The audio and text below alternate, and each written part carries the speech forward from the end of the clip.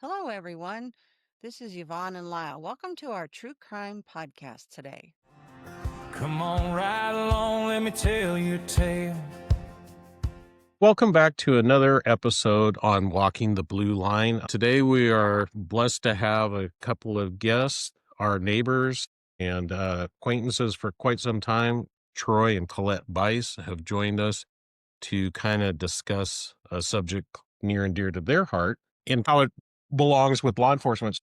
A lot of what law enforcement has to deal with isn't always the bad guys, the criminals, that kind of thing. We get called into a lot of family homes dealing with children and in those situations. You guys seem to have some expertise in that and have probably dealt with law enforcement in that capacity as well. So we'll let them introduce themselves as well and their credentials. I'm Colette, and my husband Troy. We have been licensed foster parents for 8 years now, but have done suitable other care for probably 10 or 12 years. It started a long time ago. We had someone from our church ask us if we would take a girl literally off the streets because she was in a bad situation. She was not living with her family. She was living with another family, and that situation was becoming really bad. So that's kind of what started the wheels turning. And then It kind of fit with Colette's education and her training. She works as a family services coordinator for a daycare in the area, so she deals with a lot of families and the challenges that they face. I think going back, it was me that was dragging my feet. You were ready to do this and excited, and I think you kind of worked on me for a while. I said no. I said I don't want any part of that. I said that we got our home and our family here, and I just didn't know about bringing that chaos into our home. It felt to me like it was going to be chaos, and it was. well, it was, and yet when that girl emerged and we knew who she was, and she had been over to our house a couple times, I don't know, I guess I had a soft place in my heart for her, and I was the one that said, "Well, let's just do it. Let's give it a try." And I think I remember Colette I was telling me something like, well, I like this, but then Troy really dug in, and then I kind of wanted to back out a little.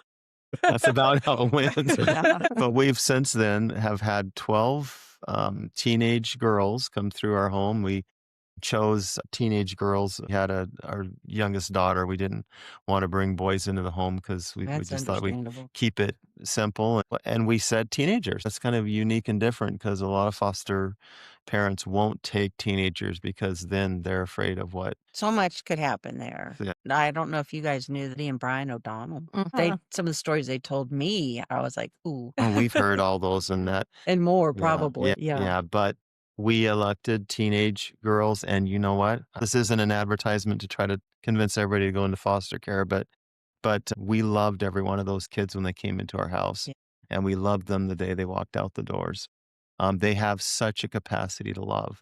You think that you're getting these damaged, derelict, juvenile kids. They're not. They are loving, caring individuals, and they respond to The love same in a way. home. They respond to that love and that care.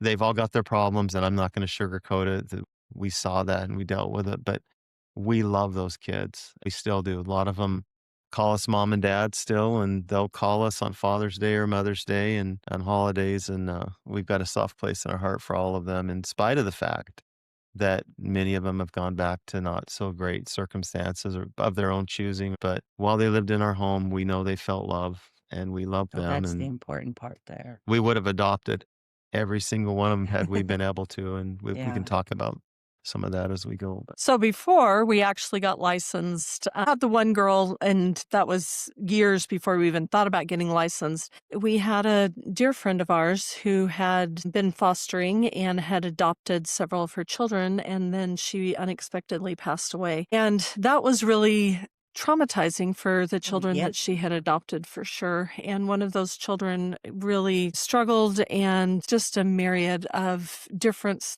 issues. At one point, she was downtown at the juvenile center, and she called us and she said, I want to do a CHINS petition, and I'm wondering if you and Troy will let me come live with you. Because some people are not familiar, wouldn't know what a CHINS petition is. Can you kind of tell us about that? I don't even know what it stands for, but it is where a child says they do not want to live with their parents anymore. And so they're, I want to say going rogue, but Usually, by the time something like came out, there's been some instances at Right. home. Maybe someone's been kicked out. Maybe they've run away. Things are not going well. So basically, courts become involved. They're not fully emancipated, but yet they don't want to live at home any longer. we took a chance and let her come and live in our home. And at that point, our daughters were juniors in high school, and then our youngest was 10 or 11. And so we told this girl, if you're going to come live in our home, because again, we're not foster parents yet, so we still have a choice, right? But we said, if you're going to live in our home, our number one priority is the safety of our youngest child. And so if you do anything that damages that safety, you won't be able to stay. The point of all this, or what we thought might be of interest to your listeners, is you talk about the situation, the trauma of dealing with this. And of course, that's hard. And there's resolution that comes as a result of that. We're the 2, 3, 4 months down the road, a year down the road. I want to say the ambulance in the valley and you're the guardrail, but that analogy doesn't really work either. But we're what comes after you come in and Right. say, something's not right here. Let's fix this. Then there's this whole system set up to hopefully get things back on track. And to some extent it works. To a lot of extent it struggles under its own weight. But there is a process to try to help not just the kids, take care of them and take care of their needs, but help rehabilitate the parents and get them back. We always said when we took one of these young ladies into our home, we're also establishing a relationship with some parents Yeah. who want those kids back. And so we have to work with them, and we have to try and they're sometimes not so easy to deal with, and sometimes they are, but they're trying to do what's being asked of them so that they can get their families back on tracks. We've experienced all that through the years and got to see that whole system in all of its glory. I would have to say, as a previous law enforcement, you saw a whole myriad of situations out there. Most of the ones that I was ever dealing with were the really young kids that you had to go in with a court order and actually take them out of the house because the parents weren't involved or the parents were living in such tragic conditions and abusive. So you'd remove those kids. And then by the time you get to the teenage state, there are some of those, but a lot of those kids are kind of figuring out how to survive on their own and they're staying with friends. And it's juvenile court a lot of time that seem to get involved and say, hey, we need to order this child to be under Washington state guidelines and they'll find some suitable place for them to live. I am kind of But amazed on talking about the teenagers. How many, they call them house surfers. couch surfing, I had no clue that so many people, even families, live like that, where they don't have a home. They just go where someone will let them stay. Well, and you know what's really interesting? So I have another side hustle. I work with Alliance Cares, and we support kinship caregivers and Ah. foster parents. And so about every 2 or 3 days, I'll get a list of new kinship care providers. And often a teenager has shown up at their house. Yeah. The teenagers especially are just moving they in just- with boyfriends, yeah. friends, and parents are saying, Friends or, we'll take care of them, and friends all the way around. And so then they start to realize they might need some support. Mhm. And they call, in a lot of ways, it's a really good thing. What DCYF has done is allow these kinship caregivers to get a child-specific license to become foster parents for that specific child and receive the foster care payments. It's not even that much money, but oh my gosh, it helps so much. Clothes, bit, yeah. driver's ed, all of these things that these kids need. And then they get the support of a social worker as well. That is a lot of help. We've never done anything like that. We had a foreign exchange student for a year. And that was cool in a completely different Mhm. situation. Yes, Obviously, yeah. it was a good kid, but I didn't realize the financial responsibility we were taking on. And afterwards, it was like, well, this was an awesome experience. And she was a great kid, but I was like, whew, that was a little more than I thought. Yeah. And so Well, I can imagine. yeah, they tell you with those kids that Yeah. you don't have to pay, they'll pay everything. You're still feeding them. Yeah. We didn't have to clothe her or anything like that. She had all of her own money for that. If we went somewhere, obviously we paid for her. Her parents that were great parents and you had money. So completely different situation, but I can understand what you're saying. A little bit helps. I look back on a life of this and I can't imagine how much of this is going on that most people aren't even aware of because, as we said here at this table, all four of us have had some experience with this. I did professionally, but I had an experience with a juvenile runaway when I was a juvenile, and you had the young child that you were taking I care did. of I watched him for 6 months, the baby that I took that in. basically got left behind. Mom just disappeared, Yeah. left him at the babysitter and didn't come back. So, you know, and then you two obviously, uh, um, out of your kindness of your own heart, but also, almost making a career out of it in a way. Well, Lyle, I had no idea. I don't know, Colette, she can speak for herself, but you say some experiences in your background. I had nothing like that. I had no idea. I lived in a bubble, literally raising our kids, taking them to sporting events, having holidays together, just helping them with their after school jobs and sports Homework and even, homework. and And yeah. this was our lives. And Mhm, we had no idea. And people like yourself would be in this profession that you're in, and I just thought that was just so fringe. That's mhm. way out there, and that's a small segment of the population, and that doesn't affect my world at all. That's not happening down the street.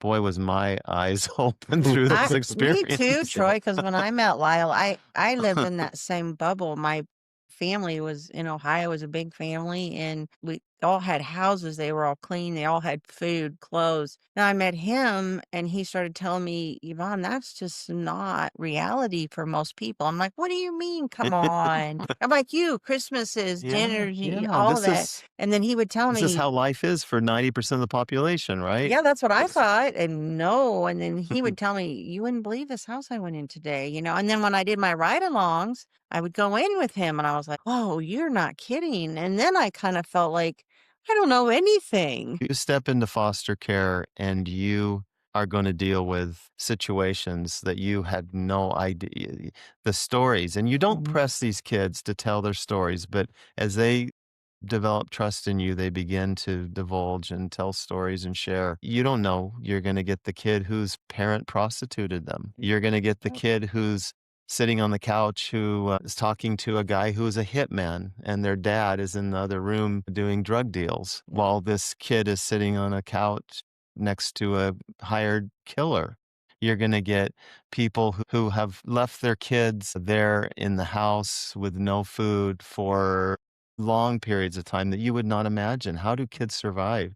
They've gone through these experiences. It's happening way more frequently out there than you could ever imagine. The kids go through these traumatic. How do you survive? Yet these are loving individuals who respond to love, and they start trying to put their lives back together, deal Mm. and work through their trauma, and hopefully we were a small part in helping them to get through some of that.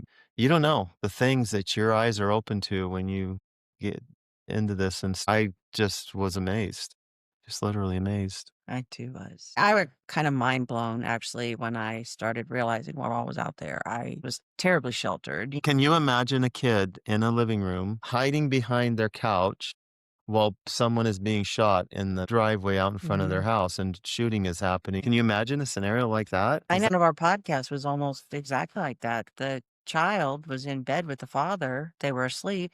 And someone breaks in and stabs the father to death and even talks to the child.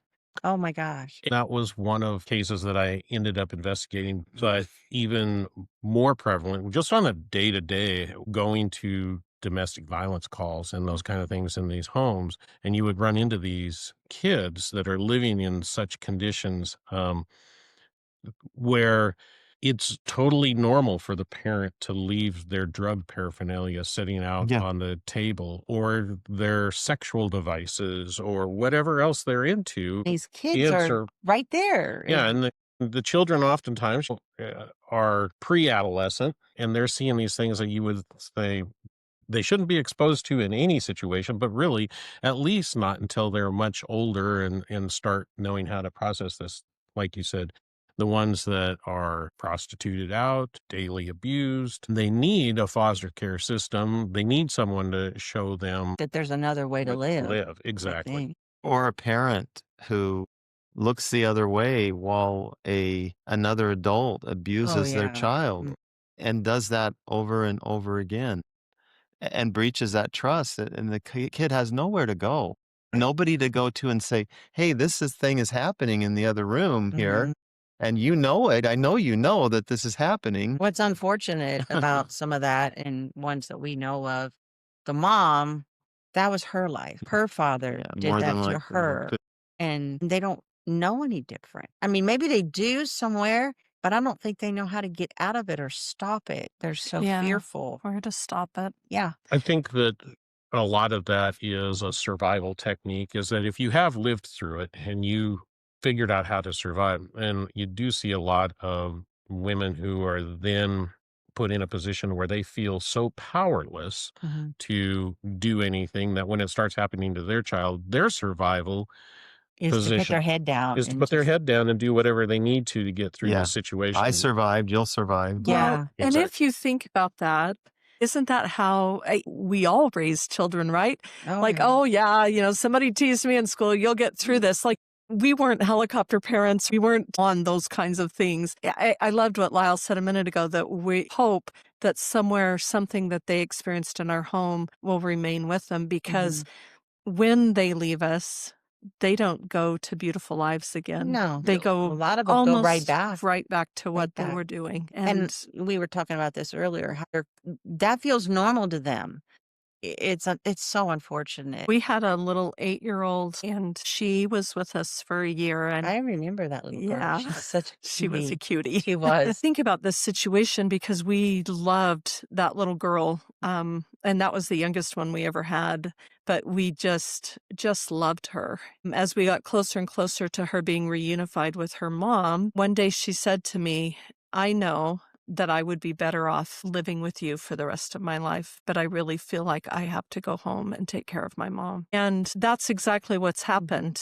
She is now the parent in that home. The mother has so many struggles, can't work, she has to control the scenario with the brother. She has to control the scenario with her mother. And then her mother, moved them away from here. So there's no support No help system there, yeah. here. When I was taking care of that little boy, he had a mom and she had other children. I don't know if she got into some trouble or she was fearful or what, but she dropped him off at the babysitter and took off. And it was actually a family member. They were going to turn him over to child Protective. services. Yeah, we'll take him in and watch him. Well, we thought it would a week or two. It turned into 6 months and you get attached as a little Mhm. baby. It didn't really matter that she left for 6 months. As soon as she came back in and said, "Hey, I'm back," the courts were like, "Give him back." And you have no recourse. He almost feels like he's yours now, but you have to just hand him over. Mhm. And if the kids are old enough to kinda know what's going on, they'll go back to that mom and Yeah, dad every every single single time. time because he Even if they know in their hearts, Mhm. it's Betty gonna and be Brian used to tell us that we could be the best parents they had, but if that mom or dad come back, that those kids wanted to go Mhm. back. A lot of those situations are exactly what you're describing, where the child actually ends up becoming the parent Mm, to some degree. They know the better choices right from wrong. Not always. I mean, I've seen a fair number of kids out there that were definitely the problem in the equation, but a lot of times when it is the parent, the child becomes the parent or in terms of making good decisions. Let me just shine a light of hope on this whole conversation, because in a lot of cases, in the majority, I would even say that the cases, we felt that they knew we loved them. We also gave them a taste of what it felt like to live in a family that had dinners together around the right. table, that had Christmas without a big brawl at the end of it and Yeah. people throwing bottles of drink at the wall and breaking them. Yeah. A family that took them to church. We would have fun together. We'd watch movies together, showed that experience to them. So we consider that a success, that we gave them a taste of family life without some of the dysfunction they might have experienced. Most of the cases, they went back. We still stay in touch with them and we have hope Mhm. for them. But one of them turned their life around. One of them got their high school completed, got a job, a car, got associate's degree That's in a local amazing. college, and will graduate from the university here, and we're so proud of That her. is We are awesome. so, so Yeah. proud of her. She's, getting a degree in, I think, the social sciences, because she's got Yeah. a lot of thoughts and feelings about that, but she turned her life around, and it could have gone the other way, Mhm. and it didn't. It's And so uplifting to when you see those ones that are able to climb out of it and yes, go and yes. Now her mom's still involved in her Mhm. life, and they're still some stuff that she works through, but she's doing really well. Your first experience was brought about because someone you knew got you into this. So if someone was listening out there and they wanted to get involved, how do they go about getting involved? In the state of Washington, you would apply to become a foster parent. And all of that is done online. All of the classes, I think there's 24 hours of training. When I did it, it was all in person. Since COVID, they changed it all online.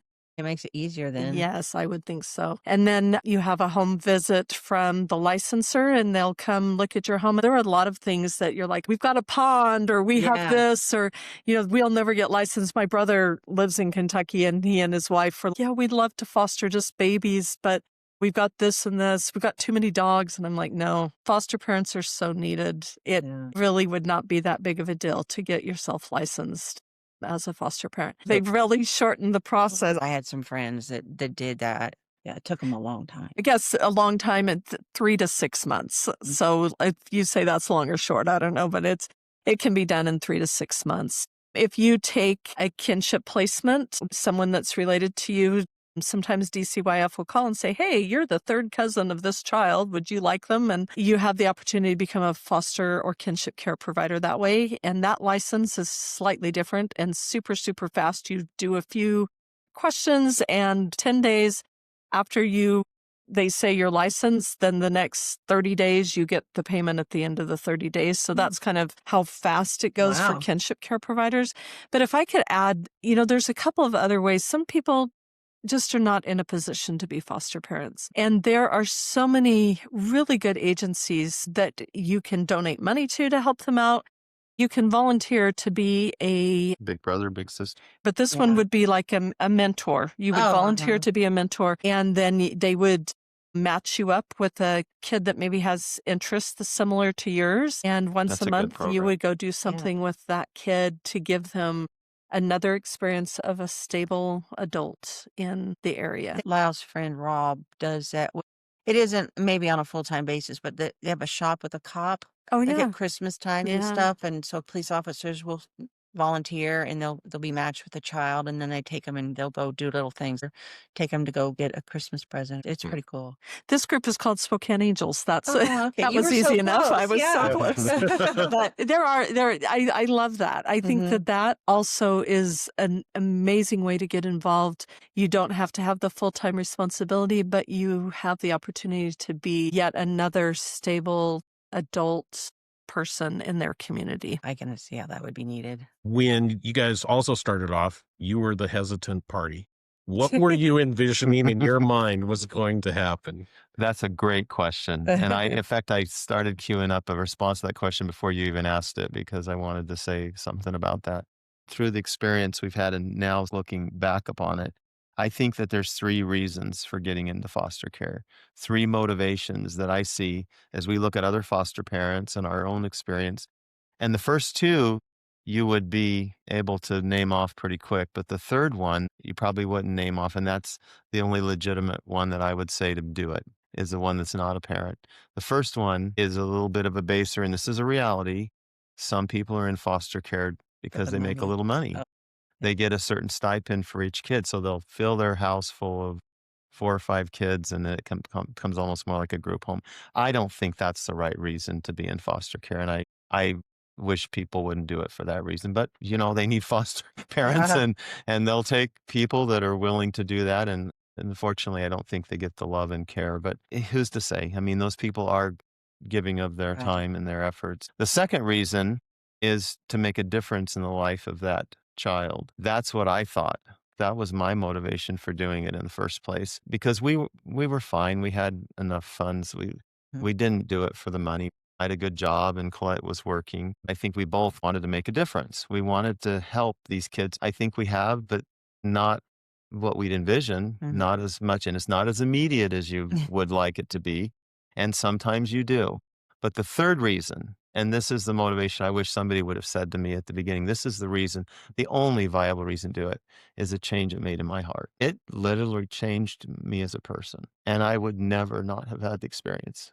I mean, just knowing these kids and the experience. We raised 6 kids, and I love my kids, and they're all they're doing great, and they're working through their lives, and the challenges of this economy and everything trying to get through. But these kids, I love them like they were my own kids, and it changed me as a person, it changed my heart. And it will do that for you if you go into it for the right reason. It'll open your heart and mind up to something that's out there. And like so few things, that connection that we strive for is everybody's on their devices Oh, yeah. and losing the connection with people and losing the ability to make a difference in people's lives and the ability to love and care for others and receive that love back. This will do that like I don't know anything else that will. And so for me, those were the three motivations. And that third one, if I'd have known that going into it, I might have Not been as reluctant. Or maybe he would have gone, maybe I no, wouldn't I have don't been want to as change. maybe I wouldn't have been as stressed through the process, or my expectations would have been tapered back a bit.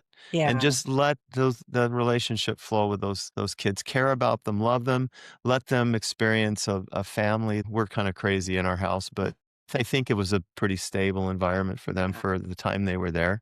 Let them experience it. I remember walking with one of our kids and I was talking to her about, what are you going to do? You're 17, so what are your plans? You want to go to college? You want to get a trade? You want to get a job? And she had finally just calmed down from this chaotic life that she lived. She said, I just want to be a kid for a while. At 17. Because a lot of them don't get that No. opportunity to enjoy life. It's kind of Yeah. going back to what I was saying earlier about some of these kids are actually the parents. They grow up in a stressful They're the situation. only responsible person in the house. Yeah. And so they don't get the opportunity to be the kid that they Yeah. should be. In that moment, I just thought, okay, you just be a kid. Yeah. Don't you worry about anything for as long as I can make it that way for you.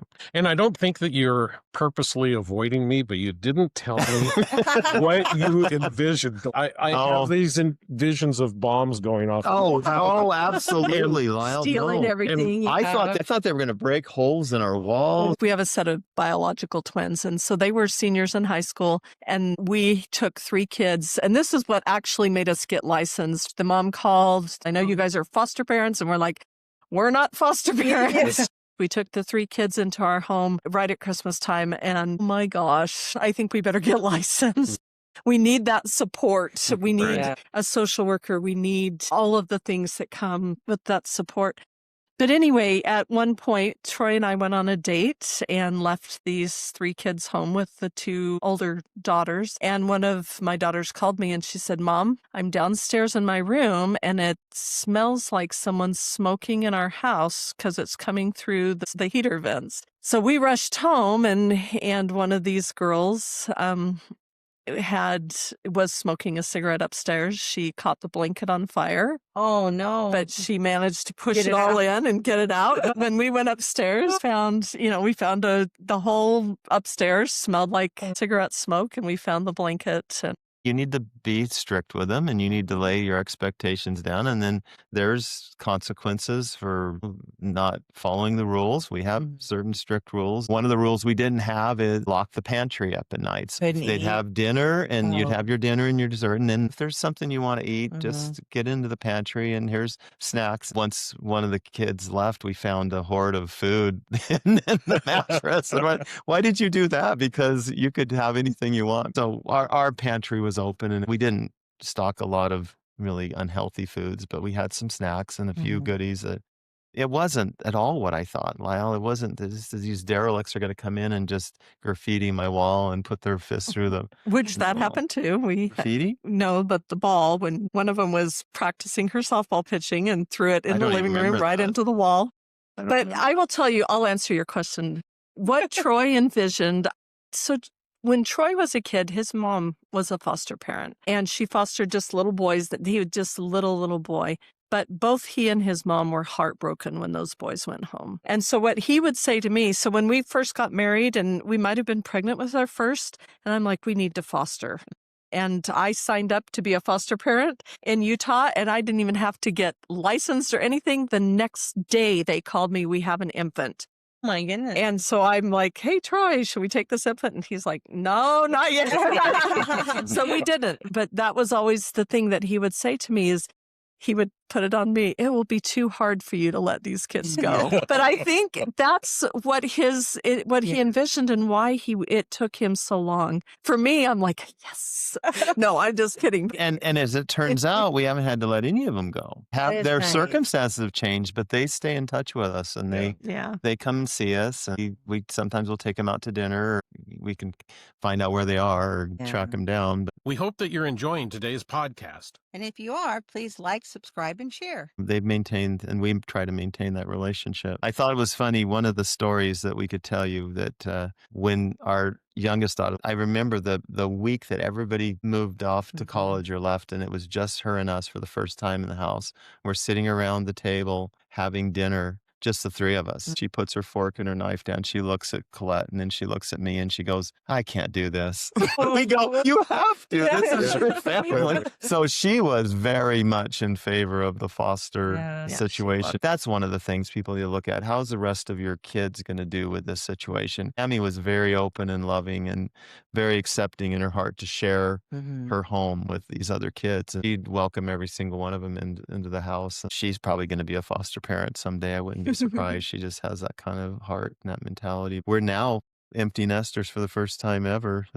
She just moved to Seattle. I remember our girls babysitting Cammie. She has the most forgiving heart. If you look on the other side of these kids taking clothes, taking things, taking money, all of those things happened. Not every day. It was A lot. Yeah. She goes, well, that's just how they are. She never held any animosity towards any of them, unless they treated her like a child, and then that made her mad. But for the most part, they did respect our property and our rules. We'd laugh about the cigarette incident, and we did have one that took some clothes from one of our other girls, and we had to deal with that situation. You can deal with that in your own family too. You have a standout moment in terms of one of the kids either coming back to you after the fact, or they said something to you that just made you think this one thing is all worth it, or has been all worth it? I'd share the experience with the one young lady Wanting who's to be- turned her life around, and everything looks like she's going to be a productive member of society, and she's got some perspective that she can take out into the world, and she chooses to follow a social work kind of path. I hope she does, because she's got a lot to offer. So we're sitting around the dinner table. I will joke and kid with them like I do my own kids. I mean, that's, if you're going to live in my house, you're going to get teased and you got to be careful there too. But we would have fun and laugh and joke. And we were having dinner, and it was at the point getting close to the time where they were going back to another place. We asked, what has been your biggest takeaway from the time you spent with us? I think it was a question like that. And one of the girls stopped and she thought for a minute, and then she said, I never realized that a man who would come into your life could laugh and joke with you and have fun during the day, and then not come into the bedroom later that night. That was a time when I realized, okay, we're making a difference here. I joke with my kids, and I tease them and give them a hard time, but that somebody would have that perception of men, that what men do is they might joke around with you during the day, but then they're going to, I didn't think people lived like that. I know. With that kind of fear. Can you imagine sitting there and not knowing when someone's going to come pay you a visit? And Well, and I think that everything that you're seeing in the media today, number of sexual scandals amongst coaches and teachers and people that are supposed to be of trust. I mean, law our kids enforcement, had clergy, friends. medical doctors, all of those are, right in there. You grow up with this idea of, hey, there's certain people that you should be able to trust, and your parents are definitely at the top of that list. And her perception was that men, this is what they do. Right. Yeah. Because she'd had so many experiences With that. That was aha moment for me when I realized that you could really make a difference that way, and just be a dad. Just show them what it's like to have a dad, a funny, goofy, caring, loving, strict sometimes. We held the line too, but we had fun. We enjoyed the holidays. We enjoyed birthdays. We'd go do stuff together. I took them skiing. We did a lot of stuff that they maybe didn't get to do, and we had fun in those times. And there was no negative to it that would come from that relationship with other relationships they'd had with male authority figures. Well, in fact, for several of our kids, I have done a scrapbook Oh, for yeah. them. Just even we had one girl that we were just doing respite for, but what was supposed to be a 1 or 2 week respite ended up being over a month and a half because that foster parent didn't want that child back. And so we went to Yellowstone and rode horses and just all sorts of stuff for that child. And another just made a scrapbook of here's all the pictures of the things that we've done so that you have something That that little memory, some right? sort of a memory. In our home, we only took one kid at a time. Occasionally we'd have two. DCYF rates the kids, and then the higher rated the kid is, the more they pay you to have the Oh. kid. And this one is really, really hard. This one does this. And we would get these kids and we would not ever see those behaviors, Mhm. but we never saw the violent or the disrespectful behaviors. We just saw kids who maybe just didn't know any better. And even, the girl that was smoking the cigarette in the bedroom, we told her, you're not old enough to smoke, but if you're going to smoke, you may not smoke in our house. You can only smoke outside. We just left it at that. It didn't turn into this huge deal. She was flabbergasted by that. Mhm. But to me, all of these kids, we had some that came to us on medication to try to tone down their behaviors. And we would never see those behaviors, and I would wean them off the medication. There was something within our home where both of us just did not have that kind of contention that would trigger these kids to feel like they had to go back to that place of violence, of throwing things, of all of that kind of stuff. And it doesn't mean it didn't happen. We had one at school that every day they would call me to come pick her up because she had destroyed a classroom or something, but it never happened at my home. It happened outside when outside influences would trigger that response in her. I was going to finish the story on the little scrapbook that she made for one little girl. She was under 10 when she left us. She was pretty young and she really enjoyed being with us. She called us mom and dad. It was sad when she left. We had this whole thing. It's still sad now because we don't have any contact with her, but she was in the back seat of the car and she had this little scrapbook, and in there were all these pictures, the ski trips, the boat. We took them out to the lake and we did some camping trips, and there were different things that happened in the 8 months that she was with us. And she's rifling through this little book back there, and she got really quiet in the back and she didn't say anything. And Colette's taken her back to her mom, and Mm. she shut the book and she looked up at Colette and she goes, "Mom, did all of this really happen?" Yeah. Oh, Miles. She's looking at it. It's like a dream. It Probably wasn't. was, It yeah. was, and that should have been your aha moment. Well, that's pretty It was cool. awesome. So did you end up with any actual law enforcement contacts during Mm. any of this? Most of the interactions we had with law enforcement would be with if somebody took off and ran away, which once they got to know us, they didn't do that. They liked being there. We didn't have to call them out to our house for domestic situations like I would have thought would be. That never happened. Right. They were respectful kids. You forget, these aren't the people that created the scenario that they're in. Right. These are people who are byproducts of a situation created by others, and they are just trying to get through their lives, and they want to try to just be a kid. We didn't have situations like that where we had law enforcement there all the time. We probably would have called you because you're right here. I did have some friends call me one time because of a problem they were having with their child. Outside of that, I have to say, over all of the years that I worked the job, I had obviously always the domestic violence situations and stuff. I had one 13-year-old one time that had gotten some information at school about how their parents can treat them. So they went home that night and got disciplined for something and immediately called 911. So I had to show up and explain to this 13-year-old that no, your parents do have the right to discipline you and what they're doing. It wasn't even physical. It was like, that's not abuse. Yeah. Taking your phone away, they can do that kind of thing. Really, I don't think I ever had any interactions with foster parents in terms of any of those kind of bad things.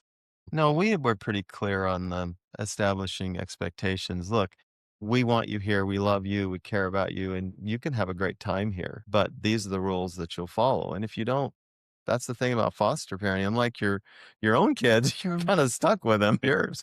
But with foster kids, we tried to make it worth it for them to live that way, because we're going to go have fun. We're going to teach you things. We're going to help you with your schooling and help you get your driver's license. all those things, this can be a great development experience for you and wear out your welcome and move on down the line. Right. And group homes were never fun. That's one of Oh, the yeah. worst places for these Yeah. kids. Group Yeah. homes are really rough. They don't want to be in those places. We know your faith, our faith. Do you think God had a lot to do with how the outcome with the kids you guys had? Because I kind of feel like maybe it did. I think so. I think definitely where faith comes in for me is asking for the right way to respond. It's not like make this child the way that I want them, but it's how do I respond to this situation? Really paying attention to what that spirit you want ways to respond. And I think all the way around, all of us could really use that ability to calm ourselves before we respond Yeah, to something else. I'm always praying, don't change this, don't change that. Give me the wisdom on the best way to deal with this. And I do it right all the time, but I pray for that a lot. So in our preschool, we use a program called Conscious Discipline, which we just love, but it's adult first. And it's amazing how it works. No child can be in a calmer state than the adult unless that child is very parentified. Typically, the adult has to be calm. And so if the child starts whining and it triggers you, the child's just going to keep whining because you're not in control of your Oh, own that's right. emotions. So we teach take 3 deep breaths for the adult first, and then we teach that to the children. And it has that's been a saver in foster care for me when I feel children starting to get triggered, teaching them in moments of calm how to take those really deep breaths and bring themselves back. I think faith has a lot to do with it. When I first learned about trauma, I didn't know that much about it, but when I first learned about it, I thought, "Oh, love can fix trauma any day of the week." Well, love is essential, but it's not going to fix trauma. It's not going to fix all of the things. And instead, what we have to do is look at what these kids don't know and look at every opportunity as an opportunity to teach a skill. How can I teach them this? It was for us. It's not for everyone. And like I say, there's so many other ways. Definitely, even volunteering, if you know a family that fosters, and just volunteer to take their kids for their foster kid for a day or for an outing or something is just a beautiful way to help. I love the faith question. And I have a story. So this young lady that we talked about that's really turned her life around. We all kind of once in a while get into this why me mentality, Oh, victim yeah. mentality. Why did it happen this way? And she was going off about that one day and talking about, well, then this happened, and why did my life turn out like this? And what kind of God would let this happen here? And now my life went this direction and this direction. And why couldn't I have had father involved in my life? And then I had this, and my life was so different than most people's. I said, well, let's just look at this a different way. You're graduating from high school. You're getting your college taken care of. You know how to work. You have this keen perception to understand the plight of kids in this difficult, challenging circumstance. And you're going into that field in your education. And you'll have the education and the background to understand these things and, grown as a person. Look at how much more confidence you have in yourself now than you had even when we first met you. And this, we went through all these things. And I said, do you think God had a role in any of that? That I didn't ever thought of it that way. Yeah. And, you know, Because that's what wasn't their life, no, probably, no. Look at all these wonderful things that have come into your life. Look what you've made of your life. Look where you're taken, and you're only 20 for criminy sake. You got the rest of your life to go. You're so much further ahead in understanding the plight of the human condition than most people will ever get to. Do you give any of that credit to God? We never pushed our religion. Right. We take our But kids to church, but we believe in God and we pray and we worship him and that's part of how we roll. And so they were exposed to that. And I think every one of them, we had some discussions about that at some level to help them move and develop and progress in life. I almost feel like that approach is better. I saw all different kinds, but personally to me, showing what it can do for you, but not shoving it down their throat. You got to do this. This is the only way. I think that tends to push people away. Or that look Fine. how we are living, that we love God, we believe in God and Jesus our Savior. Just letting the kids see that. and how you live your lives, I think, is huge. It might be the only chance they get to have God in their lives. Well, you look at Colette's shirt, she's got the word, you can't see it. She has the Thankful. word Thankful. thankful. I mean, why do we do what we do? And we tried to tell the kids.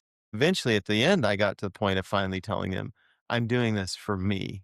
It's for Mhm. my heart. I hope that it makes a difference in your life, Right. but you've already made a difference in mine. That's And awesome. that's what people who worship God do, I Mhm. guess. Maybe that's what God teaches us Well, that's what we're to try supposed and to do. do. Right. The Right. Bible says, like, What the whole idea of this mhm. experience is about. Yeah. We're grateful for what we're given and we give him the credit, and then we try to spread it to other people. That golden rule, I guess, or the two great commandments that they talk about in the Bible. Yeah, I think there's a role in that. In our home anyway. How would you say social services was to work with? Because sometimes I've heard that that's kind of a pain. It is very much a pain. We actually had really good social workers. Again, in this other role that I am in right now, that is probably one of the biggest complaints I have is the kid, and especially for my kinship care families, when a kid is dropped off, they may not hear from a social worker for a very long time. And so, I always tell them you have to understand that there's the intake social worker, and once they drop that kid off, they're no longer your social worker. But then they get assigned to another social worker, and that can take a little bit of time, but you hope it doesn't take very long because you've got a lot of questions. That's why we have this role as we're called mentors, and we can answer some of those questions. So Troy and I worked with some pretty good social They were workers. very loving people. Almost all of them were very responsive. There's a couple of things that I know that is happening. Number one, there's not enough social workers. Right. And so their caseloads are Very heavy. just crazy. And so what I would always tell families is send an email and CC the social worker supervisor. If it's urgent, do it that way, because if you just text or you just leave a message, you don't know where that goes. But Right. when you send that email, it's going to go, and it's also going to go to somebody else. The other problem is there's a lot of new social workers that just don't know all the answers to the questions, and they don't know all the resources, and they don't know that, yes, this foster parent can do these things with the kids. And so they just don't get back to the foster parent when they ask them. And again, maybe that's why we have the mentors that are helping them out. I think we worked with great social workers. I think there's wonderful social workers out there. There's some that are a little more abrupt than others, but they're just people like everyone else. Right. Some of them are one way and some are another. And System's frustrating. yeah, the system itself is very frustrating. And to it's work got to with. be frustrating for them. Out of today's discussion, the big things that I heard were all of the things that people worry about when they go into foster care really are kind of a makeup of myths and things that people really shouldn't probably worry about, because based on your experience, a majority of the kids don't come to you from direct law enforcement involvement. It's CPS, it's the juvenile courts, it's those kind of things. So these aren't necessarily bad kids.